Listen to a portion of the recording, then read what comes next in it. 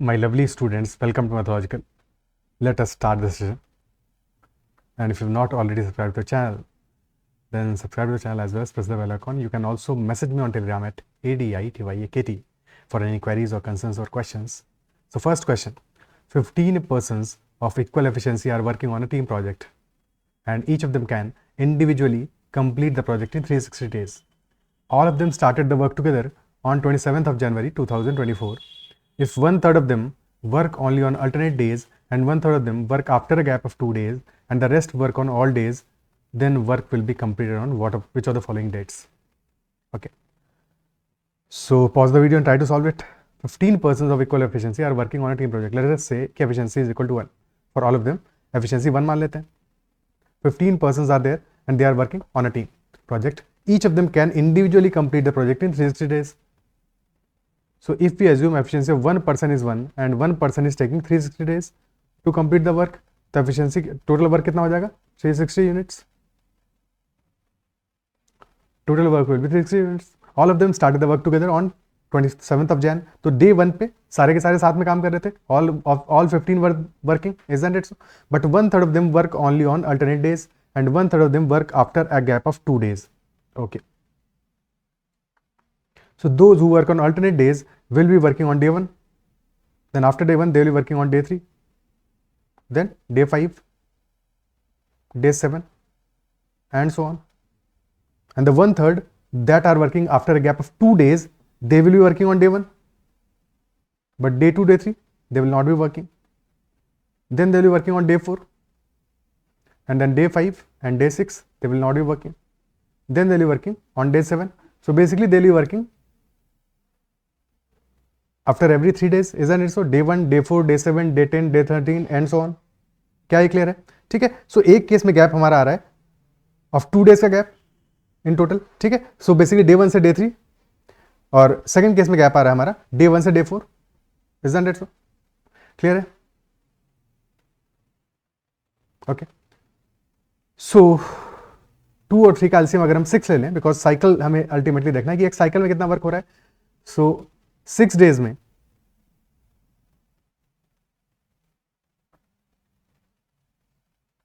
1/3 people are working on all days. तो 1/3 यानी कि 5 people are working on all 6 days.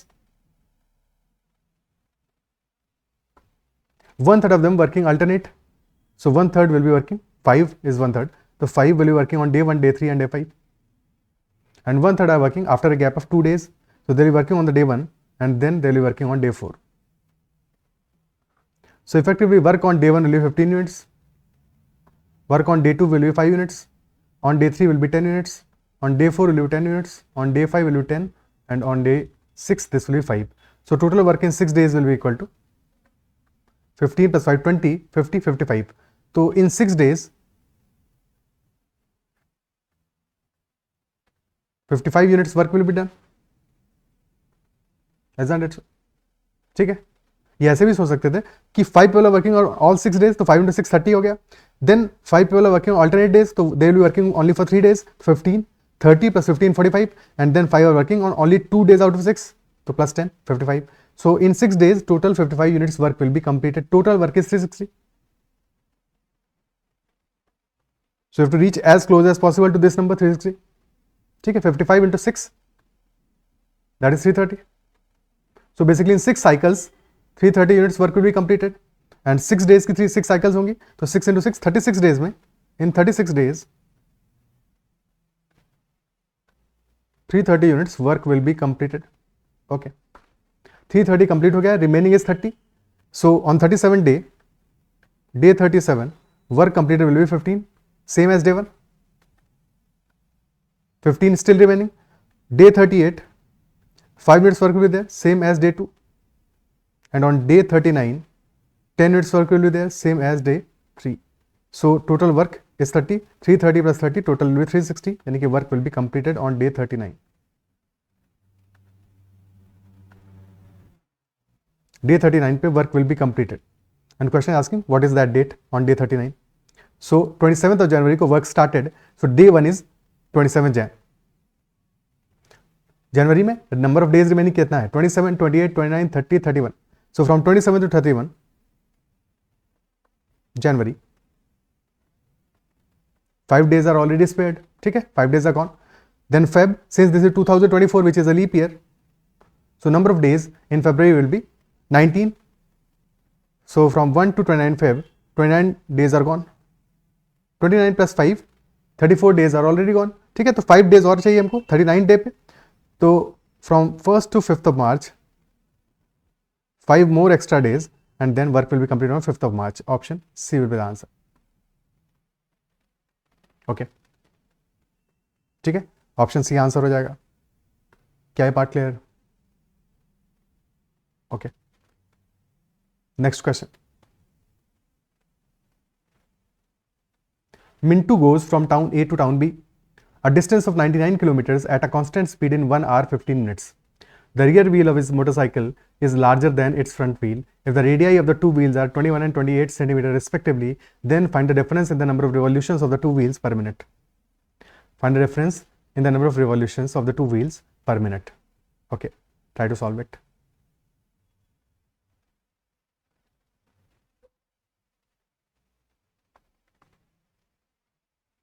We need to find out difference in number of revolutions of the two wheels. Okay, one wheel has the radii 21 centimeter, other wheel has radii 28 centimeter. So first thing is we need to find out distance covered in 1 minute, ठीक है, और accordingly फिर number of revolutions पर wheel निकाल सकते हैं. तो distance is 99 kilometres, distance is covered at a constant speed in 1 hour 15 minutes. So distance covered in 1 minute, distance per minute, this will be equal to 99 kilometers in 75 minutes.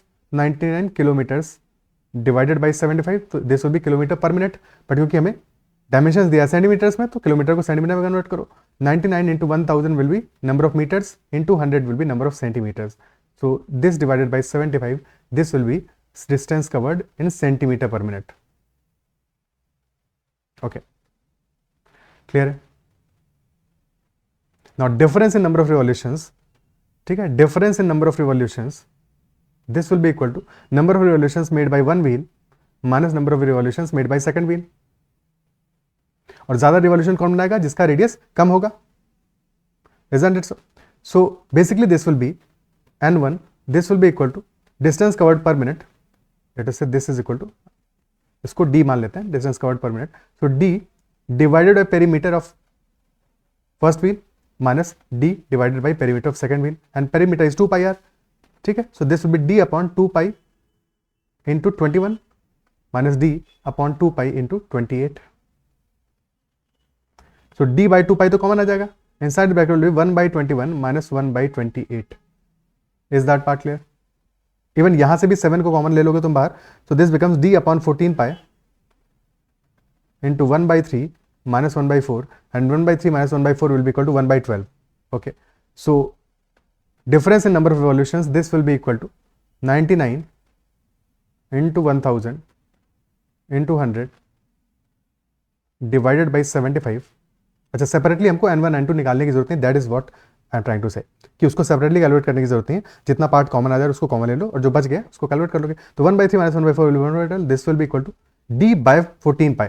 तो d की value तो हमें already given है, into 1 upon 14 pi, pi is 22 by 7 multiplied by 1 by 3 minus 1 by 4 which will be 1 by 12. Okay, अब simplify कर लेते हैं. सो 7 से बचेगा यहाँ पे 2, और फिर देन 99, 11 से जाएगा 2 यहाँ बचेगा, and this will B 9. Okay,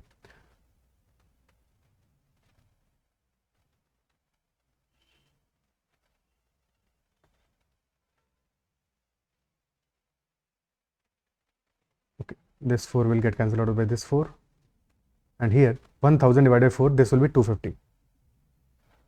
So the difference will be 250 revolutions per minute.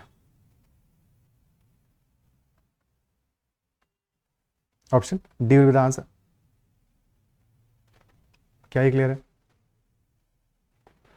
And calculator will also be given. So for any typical calculations you can always use calculator.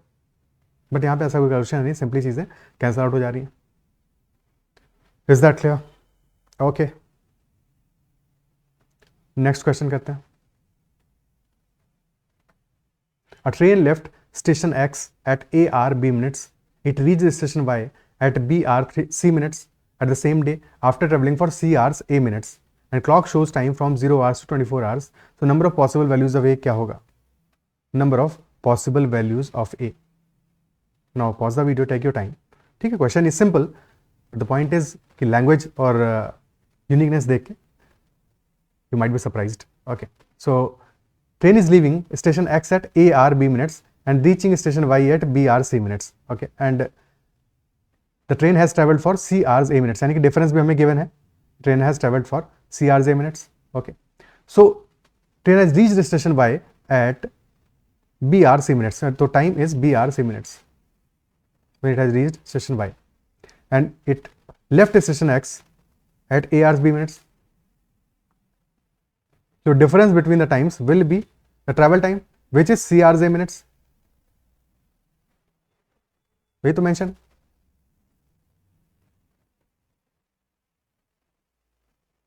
ठीक है, so to find the difference in time, hours को minute में convert कर दो.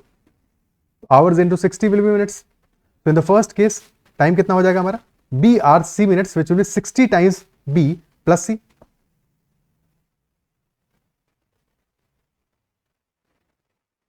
ठीक है, और subtract कर दोगे इसमें से A hours B minutes, that will be 60 times A plus B.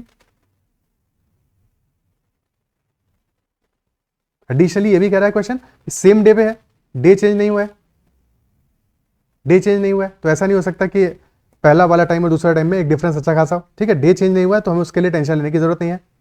Okay, 60 B plus C minus 60 A plus B, और क्लॉक भी हमारा जो टाइम शो कर रहा है that is showing from 0 to 24, तो 12 पे नहीं चेंज हो रहा है. ठीक है, तो 0 to 24 शो कर रहा है. 60B plus C minus 60A plus C, this will be equal to 60C plus A, the travel time. Okay, ठीक है, तो 60B minus B, this will be 59B plus C minus 60A, this is equal to 60C plus A. Okay, so if we subtract 60C, this becomes 59B minus 59C. और minus 60 को right hand side में लेके चलो, this will equal to 61 times A. तो equation हमारा बन गया 59 times B minus C, this is equal to 61 times A. Now 59 and 61 both are prime numbers, दोनों ही प्राइम नंबर्स हैं. So there are only a limited possibilities to make this equation correct. ठीक है, because we know कि ए B and सी क्या है. देखो hours में भी वैल्यूज हमारी ए भी गिवन है, बी भी गिवन है, सी भी गिवन है, all are given. So since they are given in hours, so definitely A, B and C have to be less than or equal to 24. They cannot be more than 24. Isn't it so? ठीक है, minutes में given होने की वजह से तो less than equal to 60 होते, but since they are also given in hours, so B, A and C have to be less than or equal to 24. And 59 into B minus C is equal to 61 into A. So otherwise देखो एक case तो हमारा solution में ये होता, अगर यहाँ पे लिमिट नहीं होता 24 का, तो one solution could have been कि B minus C could have been 61, A could have been 59. This could have been possible. ठीक है, या फिर कुछ भी लिमिट नहीं होता तो 61 का मल्टीपल एंड दिस इज 59 का multiple, this could have been the solution. But इस केस में ऐसा कुछ पॉसिबल नहीं है because they are less than equal to 24, तो these solutions are not possible. So the only other solution that remains is when B minus C is equal to 0.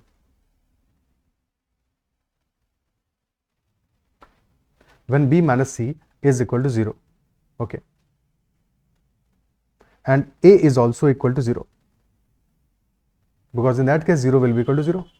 ठीक है, so that will be other solution that A is equal to 0 and B minus C 0 है, यानी कि B is equal to C.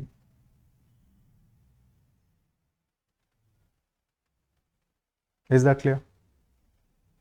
ठीक है, solution will be A is equal to 0 and B is equal to C.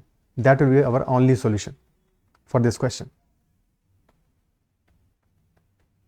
And A can be equal to 0 because time है तो possible है 0 तो हो सकता है. ठीक है, so A equal to 0, B is equal to C, that will be our answer. क्या ये पार्ट क्लियर है? अब देखो लास्ट में यहाँ पे एक चीज और चेक करनी है कि train left station X at A hours and B minutes, so A can be 0 because A क्या है? स्टार्टिंग टाइम है, स्टार्टिंग टाइम है. So A should be least value as such. Hours के बेसिस से बात करें तो A should be less than B, isn't it so? Because same day की बात है, स्टार्ट किया है A आर B मिनट्स पे और रीच किया है स्टेशन Y पे B आर C मिनट्स में, तो A should be less than B also. Okay, equal to तो हो सकता है but can not be greater than. क्या है, क्लियर है? ओके, तो only one solution is there, option B will be the answer. Now this is a ZAT PYQ, previous year question from ZAT, and I believe ये question clear हुआ होगा. If there is still any iota of doubt, then make sure to comment about that doubt and उसको भी resolve करेंगे. Clear है? ठीक है, चलो आगे बढ़ते हैं, next question देखते हैं. Let S be a set with number of elements in it being 2024 and A and B are subsets of S with number of elements in A union B equal to 295. If number of elements in A dash union B dash is equal to P cube plus Q cube is equal to R cube plus S cube for some positive integers P, Q, R, S, then find the value of P plus Q plus R plus S. Okay, that is the question.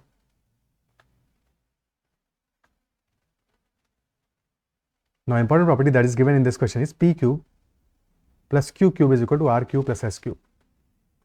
And if you have read the story of Ramanujan number,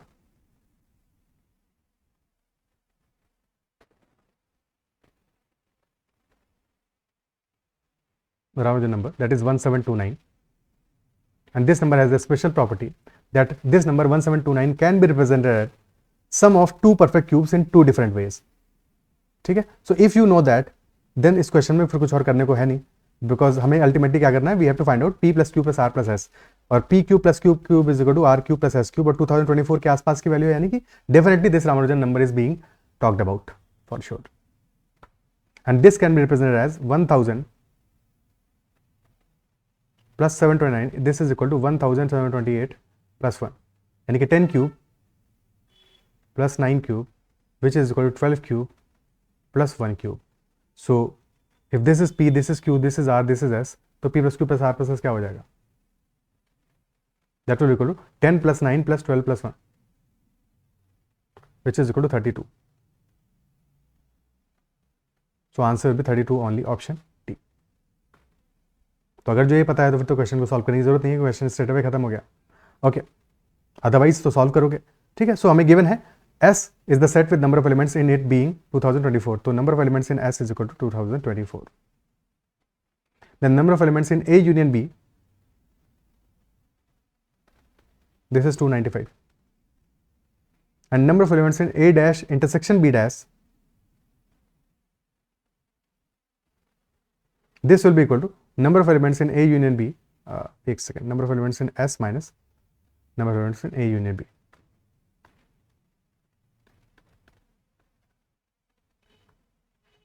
So this will be 2024 minus 295, and hence this will be 1729. ठीक है, अगर जो ये पता है तो well and good, नहीं पता है तो फिर हम एक बार वेन डायग्राम बना के समझते हैं इसको पहले. ठीक है, so number of elements in S, S is complete set of elements, and inside that there are A and B, sets A and B.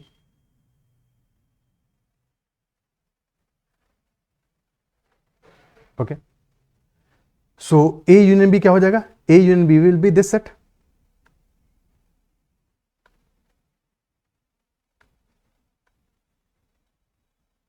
This set is A union B.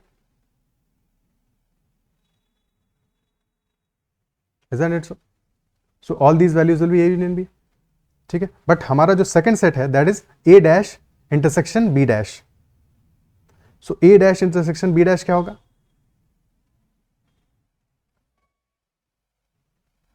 A dash intersection B dash क्या होगा? So if let us say this set is A and this set is B, so A dash will be all the elements outside A. ठीक है, all the elements outside A.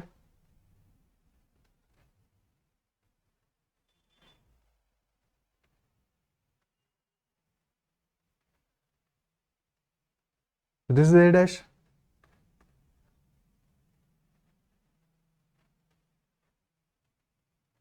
This will be A dash, and B dash will be all the elements outside B.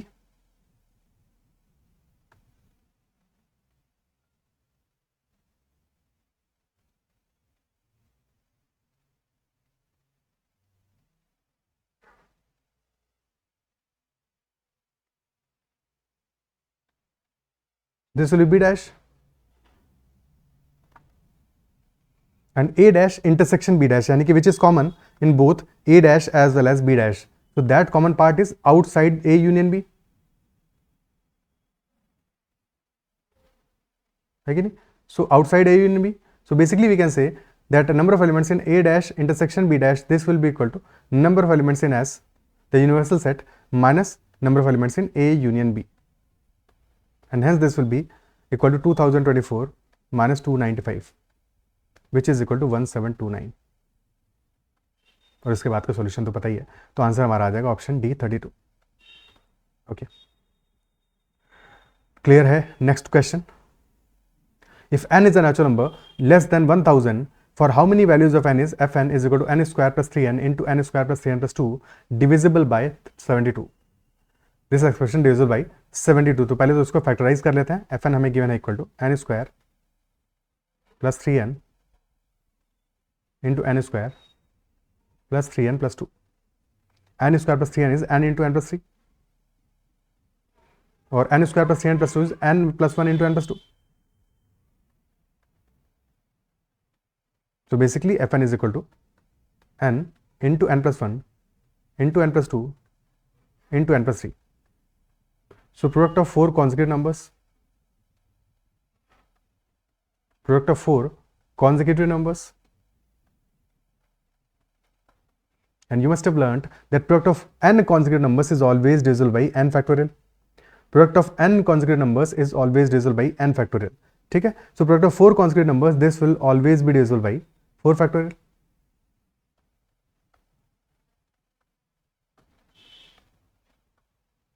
Always it is by 4 factorial because n consecutive numbers का product is always divisible by n factorial. तो 4 consecutive numbers हैं, product will always be divisible by 4 factorial. क्यों होता है ऐसा? Because if there are n consecutive numbers, ठीक है, if there are 4 consecutive numbers, let us say in this case, तो 4 consecutive numbers हैं, so there will be 2 even and 2 odd numbers.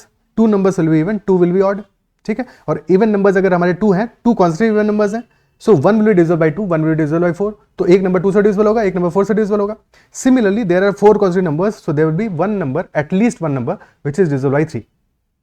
So 2 into 3 into 4, because 2 से divisible एक number है, 3 से divisible एक number है, 4 से divisible एक नंबर है, 2 into 3 into 4 यानी 24 से divisible होगा हमारा product. Is that clear? Okay. So similarly, by the same logic, if there are n consecutive numbers, then there will be one number, at least one number divisible by 2.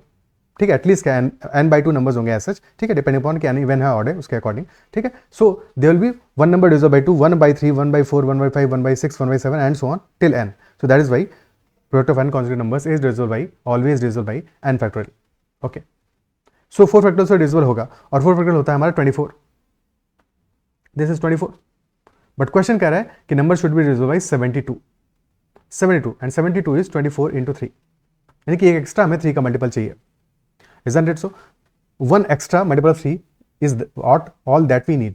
अब क्या क्या cases बन सकते हैं हमारे?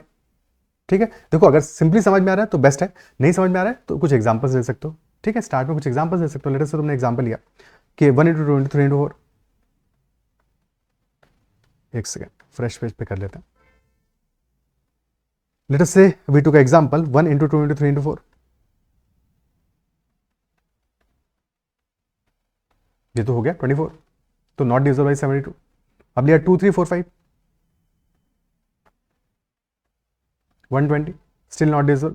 3 4 5 6, 3 4 5 6, this is 12 into 30, so that is 360 and this is divisible by 72. क्या difference आया अभी तक के नंबर्स में और इस नंबर में? The only difference is that 3 into 4 into 5 into 6 has 2 multiples of 3. Isn't it so?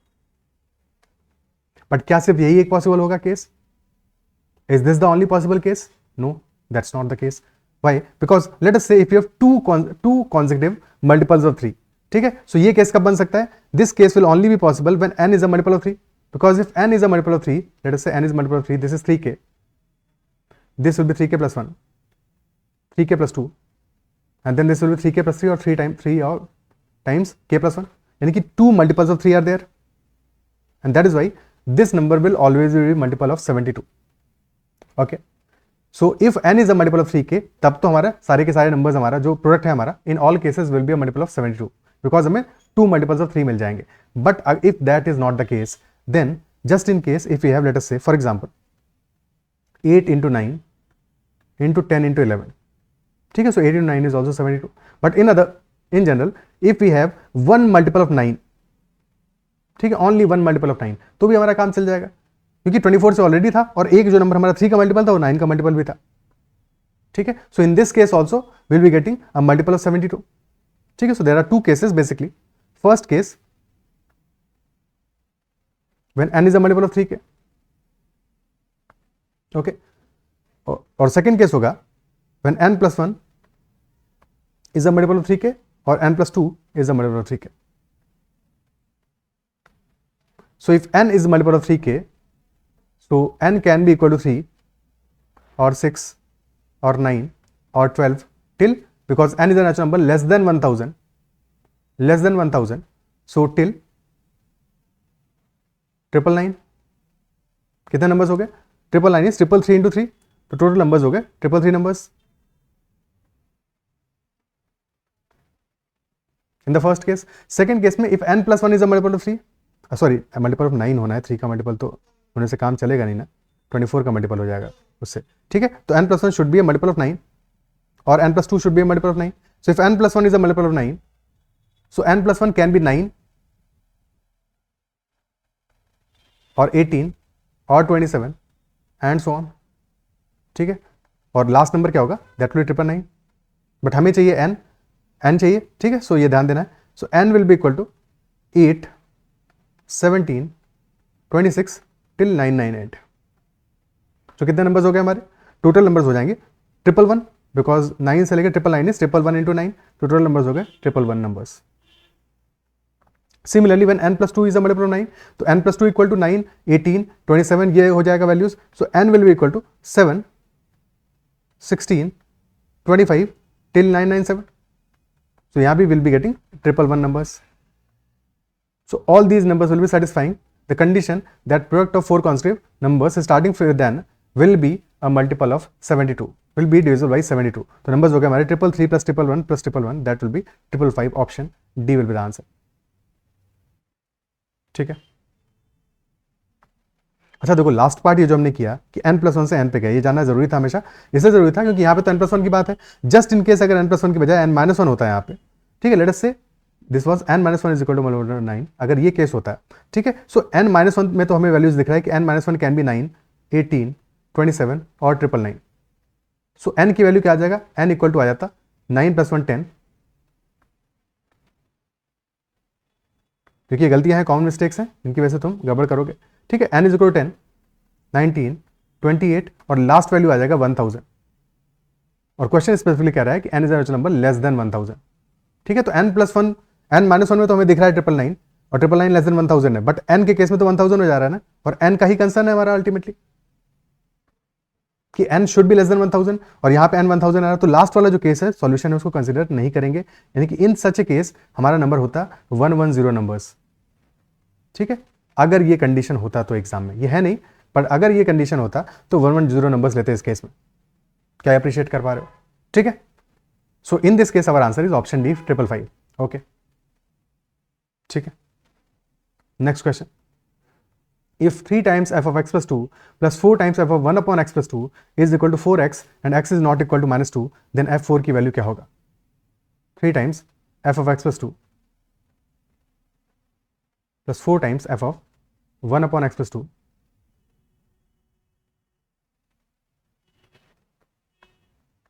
this is equal to 4x. So what will be value of f4? So since we have to find out f4, so if x plus 2 is equal to 4, तो वहां से एक equation मिल जाएगा हमको. ठीक है, if x plus 2 is equal to 4, so in that case equation will be 3 times of f4, because x plus 2 equal to 4 है तो x will be equal to 2 only, plus 4 times f of 1 by 4, and this is equal to 4 into 2, 8. 8 आ गया. Second case could be if 1 upon x plus 2 is equal to 4. So x plus 2 will be equal to 1 by 4. And x will be equal to 1 by 4 minus 2, which will be minus 7 by 4. x आ गया equal to minus 7 by 4. ठीक है, इससे second equation बना लेते हैं. So first equation was when x was equal to 2. second equation when x is equal to minus 7 by 4. So this becomes 3 times f of minus 7 by 4 plus 2, this will be 1 by 4, plus 4 times f of 1 upon x plus 2, this is equal to 4, 4 times f4. This is equal to x is equal to minus 7 by 4, so 4 into minus 7 by 4.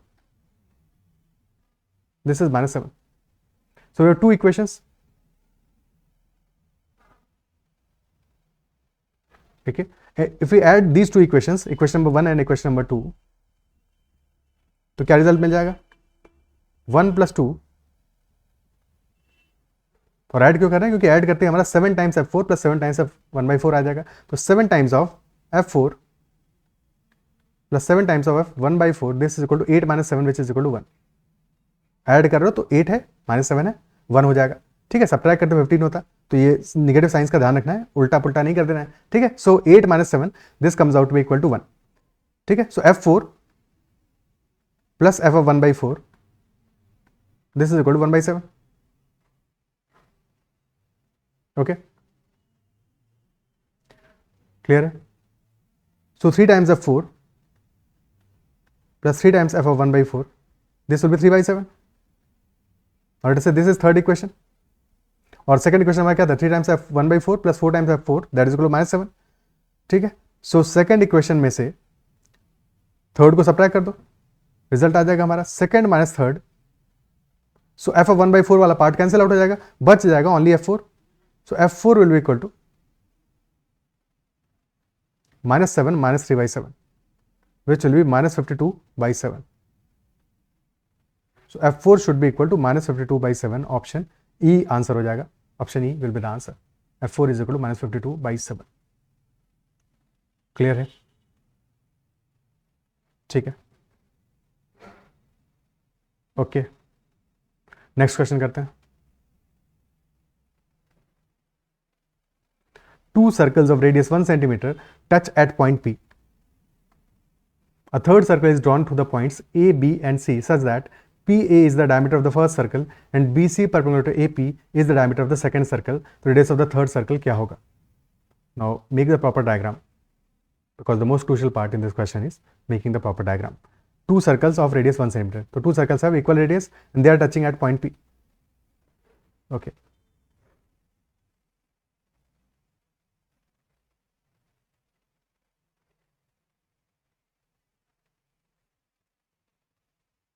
Two circles of equal radius, they are touching at point P. So this is point P. A third circle is drawn through points A, B and C such that PA is the diameter of the first circle. तो first circle diameter क्या है? Going through P है, going through P. This is P है. And BC is perpendicular to AP. तो second circle which is also the diameter of the second circle. Second circle का diameter क्या है? BC है और वो perpendicular किसका है? AP के. कैसे possible है? This is AP, so इसका perpendicular होना चाहिए. So this should be the diameter BC, because this has to be perpendicular to AP. ठीक है, let us say this is point B and this is point C. Now the third circle is drawn goes through the points A, B and C. Third circle हमारा point A, B और C से okay जा रहा है, isn't it so? So this will be somewhat like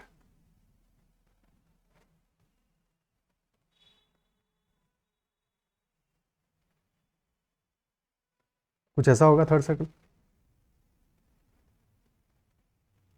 okay, it is going through A B and C and we need to find out radius of the third circle क्या होगा. Okay, ठीक है. So let us say this is centre of first circle, this will be centre of second circle.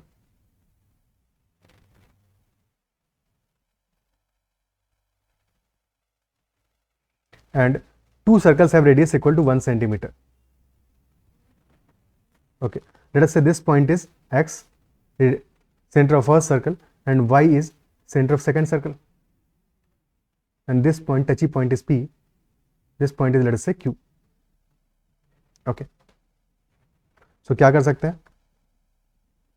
So see in the larger circle,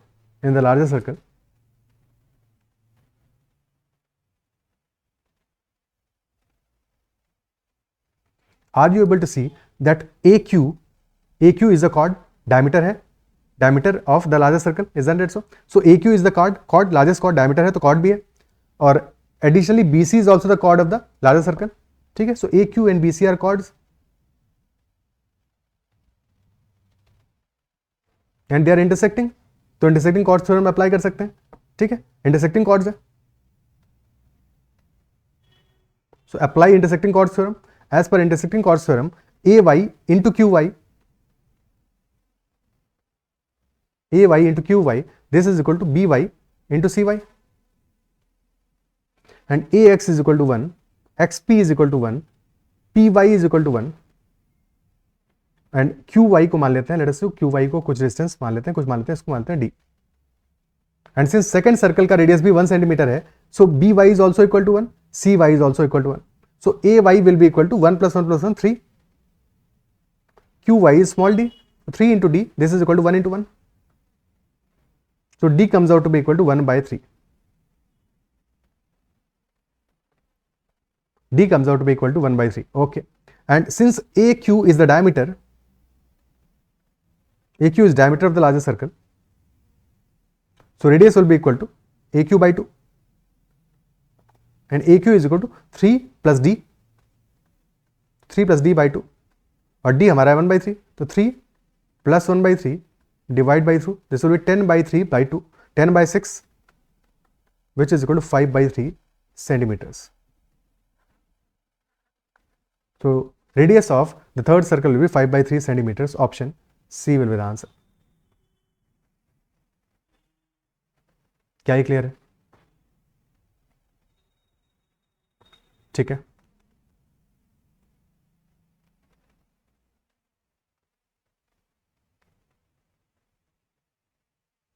okay. Second thing, एक और approach से देख लेते हैं इस क्वेश्चन के सॉल्यूशन को. देखो ये तो क्लियर होना चाहिए. ठीक है, सेकंड अप्रोच इज, एक बार फ्रेश डायग्राम बनाते हैं, इसी को थोड़ा सा देखो.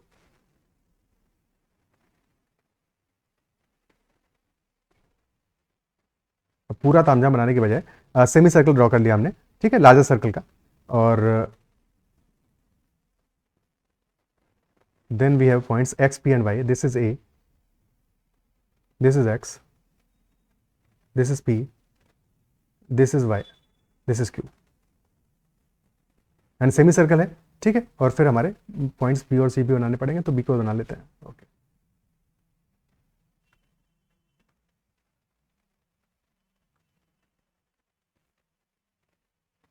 This is point B. Now since this is a semi circle, तो सेमी सर्कल का जब भी हमें कहीं पे यूज किसी भी क्वेश्चन में कर रहे हैं हम, तो in that case always look for a right angle triangle, because any triangle made in a semi circle is always a right angle triangle. So that property we must always use to make the triangle. Okay, so ABQ is our right angle triangle. Okay, ठीक है. And BY is also perpendicular to AP और AY. So this is also right angle triangle. दो right angle triangle दिख गए. और those two right angle triangles, क्योंकि right angle triangle है तो देखो एक एंगल हमेशा ही कॉमन है 90 डिग्री का, और दूसरा एंगल कॉमन दिख रहा है, कौन सा? This angle. So these will be similar triangles. Triangle right angle triangles है. ठीक है, टू ट्रायंगल्स है. सिमिलर ट्रायंगल्स कौन से होंगे? First is BAQ. ठीक है, हमेशा जब लिखो सिमिलरिटी, दो सिमिलर ट्रायंगल्स को लिखो, whenever you are mentioning two similar triangles, always focus on writing the 90 degree angle first, यानी कि angle B first for both the triangles. Then the second common angle which is A for both, and then the third one. ठीक है, सो BAQ in the first case and second case में actually right angle is not B, pardon me. So second case में the right angle is at Y, so Y, then the common angle A, so YAB. Okay, so these two are similar triangles. क्योंकि एक बार ये properly लिख दिया तुमने, अब इसके बाद में चीजें देखना आसान है, because now sides will be in the same ratio. So BA upon AY. अब ट्रायंगल पे ध्यान देने की जरूरत नहीं, बस यहीं से लिख लोगे, is equal to AQ upon AB, and this is equal to BQ upon BY. Okay, now AX is equal to 1, XP is equal to 1, PY is equal to 1, and YQ को D मान लिया, and BY is also equal to 1. Okay, so BA by AY is equal to AQ by AB is equal to BQ by BY. Okay, so AQ is equal to 3 plus D. AQ is 3 plus D. AB का value क्या होगा? Since this is a right angle triangle, this side AY is 3 and height is 1, so AB will be equal to root 10. ठीक है, so AB will be root 10, 3 plus D upon root 10. And similarly BA is also AB, so this is root 10 upon AY, और AY है 3, root 10 by 3 is equal to, ठीक है, is equal to 3 plus D upon root 10. Clear है? So 3 into 3 plus D is equal to 10. So this becomes 3 into 3 plus D is equal to 10. So 3 plus D is equal to 10 by 3. And hence D is equal to 10 by 3 minus 3. But question में हमें क्या पूछा है? Question में तो पूछा है हमको रेडियस, तो रेडियस हमारा क्या होगा? 3 plus d by 2. Radius will be equal to 3 plus d by 2, which will be 10 by 3 by 2. तो आंसर विल बी 10 by 6 और 5 by 3. ओके, तो ऐसे भी सोच सकते थे, बिकॉज कभी कभी एग्जाम कंडीशंस में होता है कि एक चीज़ क्लिक नहीं करती है, तो हमारे पास एक से ज़्यादा हथियार होने चाहिए to solve the same question. Because if you are just not able to see that these two are chords which are intersecting, then in that case you can see similar triangles. Okay, whenever there is a semicircle in any question, always try to look for a right angle triangle if that is possible, because that will help you a lot. Okay, next question. Points EFGH lie on the sides AB, BC, CD and DA respectively of a square ABCD. If EFGH is also a square whose area is 62.5% of that of ABCD and CG is longer than EB, then ratio of length of EB to that of CG क्या होगा? Ratio of length of EB to that of CG, what will be the value? Okay.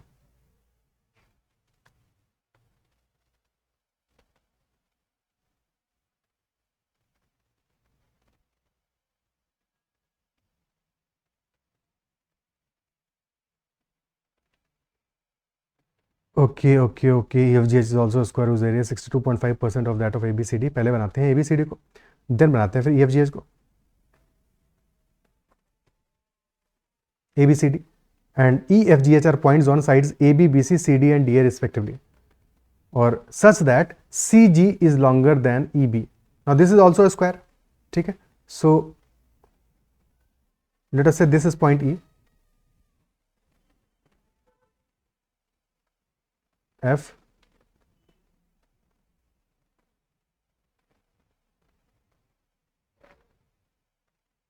G and H. ठीक है, CG is longer than EB, so yes, that is being satisfied.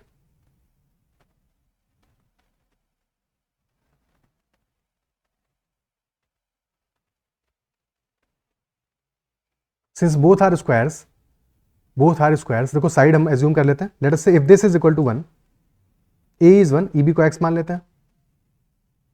So 1 plus x will be dimension one side of the square. ठीक है, so other side में भी same story रहेगा, because inside we also have a square. So if this is x, this will be 1 by the symmetry, and then this will be x, this one, this is x, this is 1, this is x. तभी तो हमें अंदर भी square मिलेगा, because side length will be same, right angle triangle है, तो side length of EFGH is square root of x square plus 1. Is that so? क्या है? क्लियर है? So one side will be square root of x square plus 1. Okay, और एक value को 1, एक को x इसलिए माना है सो दैट हमारे पास एक ही अननोन वैल्यू रहे. Additional condition that is given is area is 62.5% of that of ABCD. 62.5% is 5 by 8.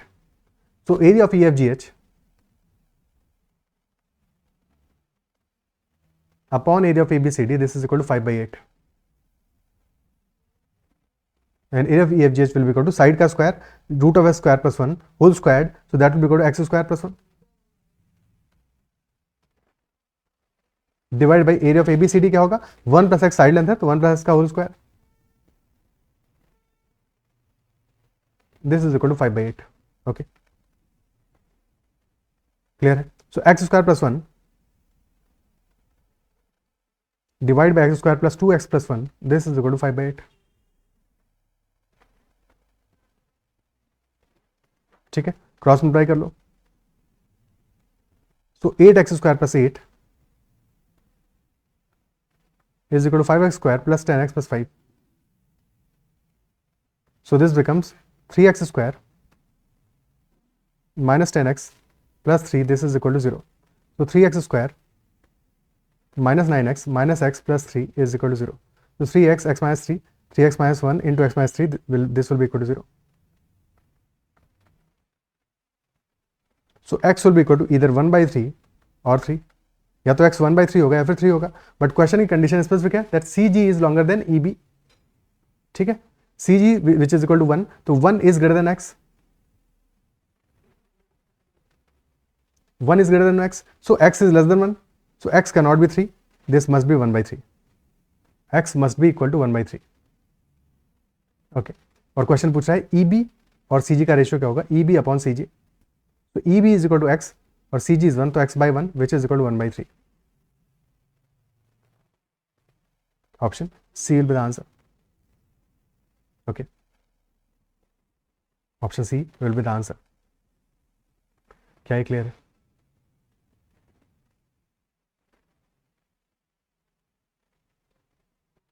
Okay, next question. Let x and y be two positive integers and p be a prime number. If x into x minus p minus y into y plus p, this is equal to 7p, then what will be minimum value of x minus y? What will be minimum value of x minus y? Okay, कैसे solve करोगे?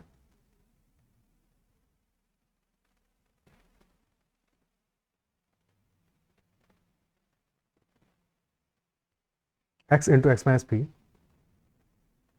minus y into y plus p, this is equal to 7p. So this becomes x square minus px minus y square minus py, this is equal to 7p. x square minus y square minus p into x plus y, this is 7p. So x square minus y square is x plus y into x minus y, तो x plus y common आ जाएगा, so this will be x plus y into x minus y minus p, this is equal to 7p. Now p is a prime number, so this cannot be further broken into parts. p तो अपने आप में prime है, ठीक है, तो 7p is the product of two numbers. ठीक है, x और y भी पॉजिटिव इंटीजर्स है, so 7p is the product. तो क्या क्या केसेस बन सकते हैं? This can be broken into 7p into 1 और 7 into p. यही दो केसेस तो बनेंगे, because p is a prime number, तो इसको फर्दर तो ब्रेक कर नहीं सकते. ठीक है, 7p into 1 और 7 into p. Also since x and y are positive, तो x plus y will be greater than x minus y minus p.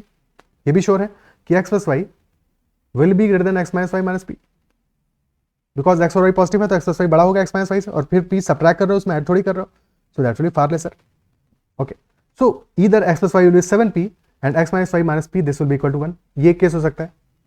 ठीक है, सेकंड केस में x plus y can be 7 and x minus y minus p can be p, और vice versa p and 7. Okay, clear है? Is this part clear? अब first case लेते हैं कि when x plus y is 7p and x minus y minus p is equal to 1. So if x plus y is equal to 7p and x minus y is equal to p plus 1. So if you add these two equations, add करते ही y cancel out हो जाएगा, so 2x will be equal to 8p plus 1. ठीक है, 2x is equal to 8p plus 1. So x will be equal to 4p plus 0.5. But the problem will be that then x will not be integer. This cannot be integer because 4p तो integer होगा, but 0.5 add कर रहे हो साथ में, तो x integer ही नहीं होगा, तो इंटीजर नहीं होगा, कोई सॉल्यूशन ही नहीं मिलेगा. तो no solution in the first case. No solution in the first case. Second case, ठीक है, x plus y is equal to 7, x minus y minus p is equal to p, so x minus y will be equal to 2p. Okay, so even in the second case, when you add these two equations, y gets cancelled out, 2x becomes equal to 2p plus 7, so x will be equal to p plus 3.5. By the same logic, since p is integer, 3.5 is not integer, x will again not be integer, so यहाँ भी कोई solution नहीं मिलेगा. और second और third case तो same ही है, because जब ऐड करोगे, ऐड करने पे 2p plus 1 7 ही मिलेगा तुमको. तो by same logic in any of the cases we are not getting any solution. So basically ये क्वेश्चन जो आया था, this is a PYQ from Z, and definitely in this question there is no solution. Option E will be the answer. As such question was inconsistent, क्योंकि option में कहीं पे लिखा होना चाहिए कैन नॉट बी डिटरमाइंड या no solution, ठीक है. So minimum value of x minus y पूछा है, but as such in this question there will be no solution.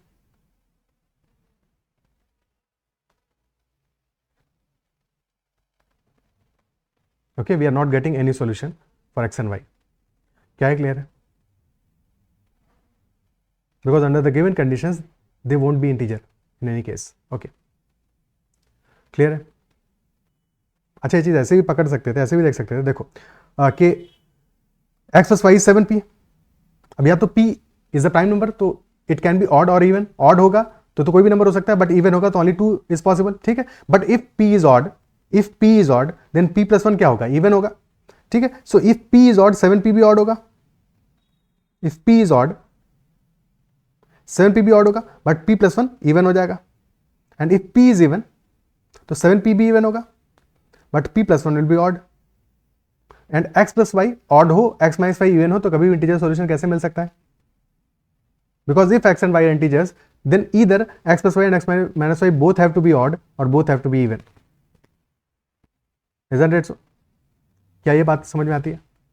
Because when you are adding two odd numbers, result will be even. If you are subtracting two odd numbers, result will be even. If you are adding one odd and one even, result will be odd. If you are subtracting one odd, one even, result will be odd. So result will be same in both cases, whether you are adding those two numbers or subtracting those two numbers. So ऐसा नहीं possible हो सकता कि there are two integers and when you are adding them, the result is even, and when you are subtracting them, the result will be odd. So that is not possible. So if that is in this case, तो solution मिलेगा ही नहीं यहाँ पे. Integral solutions नहीं होंगे. और same logic यहाँ पे follow करेगा. 7 is odd, but 2p is even. Not possible. Not possible. No solution. Okay. Clear. Next question. If fn is equal to 1 upon n square minus 1, then find the sum f2 plus f3 plus f4 till f150. क्या हमारा summation आएगा, क्या addition आएगा? So fn is given as equal to 1 upon n square minus 1. 1 upon n square minus 1. Okay. So fn is 1 upon n square minus 1. N square minus 1 can be written as n plus 1 into n minus 1. n plus 1 into n minus 1. Okay. और difference between the two कितना है? 2 का difference है. 2 का difference है, ठीक है. Let us say somewhere we have written 1 upon 3 into 5. So difference between the two is of 2, ठीक है. So this can be written as 1 by 2 into 1 by 3 minus 1 by 5. Why? Because 1 by 3 minus 1 by 5 LCM लोगे, denominator में आएगा 3 into 5, numerator में आएगा 5 minus 3, और numerator में आएगा डिफरेंस इनका विच इज 2. 2 upon 3 into 5 होगा, बट हमें गिवन है 1 upon 3 into 5, तो 1 by 2 times 1 by 3 minus 1 by 5 will be equal to 1 upon 3 into 5. Similar in this case 1 by n plus 1 into n minus 1 है, difference है 2 का, ठीक है. So if we write 1 upon n minus 1 minus 1 upon n plus 1, और 1 upon n minus 1 minus 1 upon n plus 1 ही लिखेंगे, because 1 upon n minus 1 बड़ी value होगा, because denominator smaller है, ठीक है. सो 1 upon n minus 1 minus 1 upon n plus 1, but ये value हमें देगा 2 upon n plus 1 into n minus 1. So will be dividing by multiplying by 1 by 2 as well, dividing by 2 और multiplying by 1 by 2. Okay, so 1 by 2 into 1 minus 1 minus 1 upon n plus 1, this will be the value of fn. Okay, क्या ये part clear है? ठीक है. सो f2 क्या हो जाएगा? f2 will be 1 by 2 को पूरे में कॉमन ले लेंगे, सो f2 विल बी 1 by 2 को पूरा कॉमन रखते हैं. f2 हो जाएगा हमारा 1 upon 2 minus 1 which is 1 upon 1 minus 1 upon 2 plus 1 which will B 1 upon 3. f3 will be 1 upon 3 minus 1 यानी कि 1 upon 2, तो plus 1 upon 2 minus 1 upon 4. f4 will B plus 1 upon 3 minus 1 upon 5 and so on and so fourth. और last में value आएगा हमारा f149 क्या होगा? 1 upon 148 minus 1 upon 140, 149 था ना, 1 upon 150 होगा, minus 1 upon 150.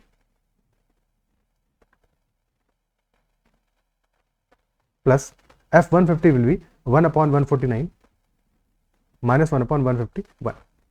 So this will be our summation, ठीक है. So 1 by 3 will get cancelled out. Similarly 1 by 4 will also get cancelled out later on. Okay, 1 by 2 तो cancel out नहीं होगा because 1 by 2 बाद में आने नहीं वाले, ठीक है. 1 by 3 will also get cancelled out. Okay, so always whenever you are summing that sequence, so always observe in the first two summations, first two values 1 और 1 by 2 स्पेयर हो रहा है, तो लास्ट टू में कौन सा बचेगा? हमारे फर्स्ट टर्म बच रहा है, ठीक है, फंक्शंस का फर्स्ट टर्म बच रहा है।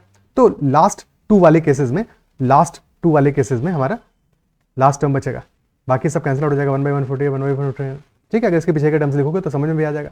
बचेगा सिर्फ हमारा 1/150 एंड 1/151। तो effectively this will B 1/2 times 1 minus 1 plus 1/2 which will be 3/2 minus 1/150 minus 1/151. So 3/2 into 1/2, this is 3/4 minus 1/300 minus 1/302. So 3/4 से थोड़ा छोटा वैल्यू आएगा, slightly smaller than 3/4, isn't it so? तो definitely option C, which is greater than 3/4, not possible. Option D, not possible. And A and B are much smaller, so they are also not possible. Option E will be the answer. Option E will be the answer. Even if we approximate this number, ठीक है, ऐसा तो यही solution आएगा। अगर approximate करेंगे तो this will B 3/4 minus 1/300, और 1/302 को भी हम लिख सकते हैं 1/300, तो दिस विल बी 2/300, और 3/4 is 225/300 minus 2/300, तो रफली this will be 223/300। But this is approximate value, exact value थोड़ी है, बिकॉज एग्जैक्ट वैल्यू के लिए we should use 1/302 and not 1/300, ठीक है। रफली वैल्यू आ गया बट 223/300। ओके, क्या ये पार्ट क्लियर है?